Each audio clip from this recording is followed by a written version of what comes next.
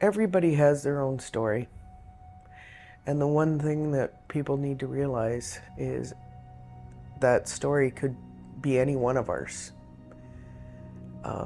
And sometimes it's just a simple, misjudgment, and you lose everything.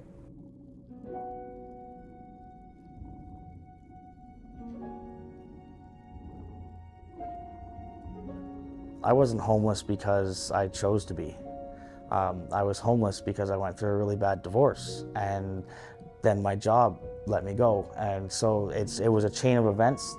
Sometimes it's addictions, sometimes it's mental health. I had found myself with little to no resources in terms of housing because I didn't know anybody and I didn't know of any kind of area or avenue to go with direction for help. I'd run out of money, resources, and people I could ask. I had enough money for a taxi cab to Barrie, Ontario, and from Barrie I'd basically hitchhiked and walked to Midland. I'd made my way to the guest house shelter, which I was familiar with because I've had friends assisted with housing and temporary housing through the guest house shelter in Midland. My name is Devin. I work for the Georgian Bay Native Friendship Center, and I'm the team lead for the Reaching Home program. So our program is designed to help urban Indigenous population financially. So we help with first or last month's rent, rental supplements. We help with like utility arrears. We also have food supports. So we have a food pantry. We also have a mobile lunch that we bring to the parking lot behind the Midland Library every Tuesday.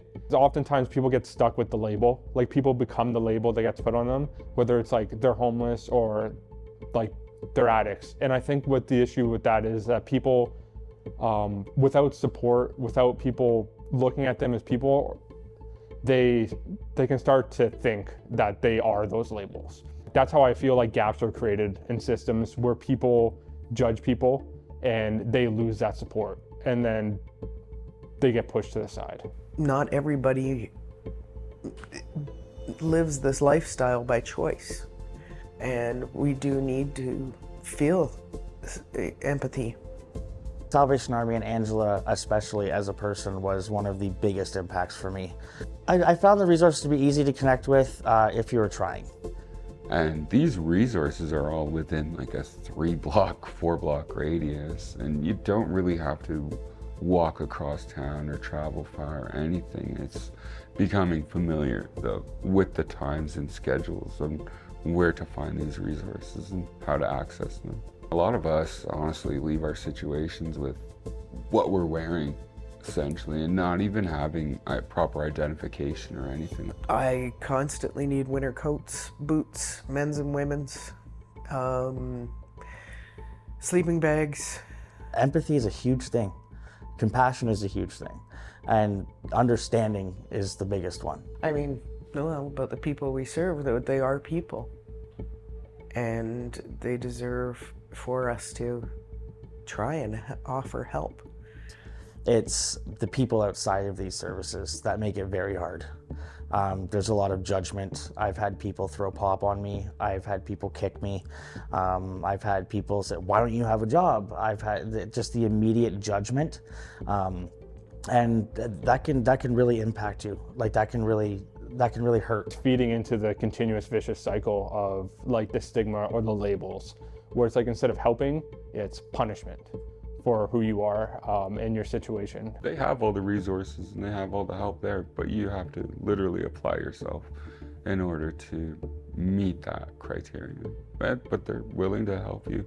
Right now, I mean, the main piece is lack of housing, lack of affordable housing, difficulty getting some people connected with addiction services and mental health services as well.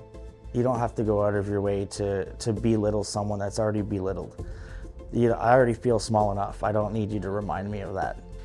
Follow some adherence to treating people with dignity and respect, no matter if they're in a position where they're an educator, outreach services worker, a housing retention worker, or just a regular person that you could be housed with beside in a shelter.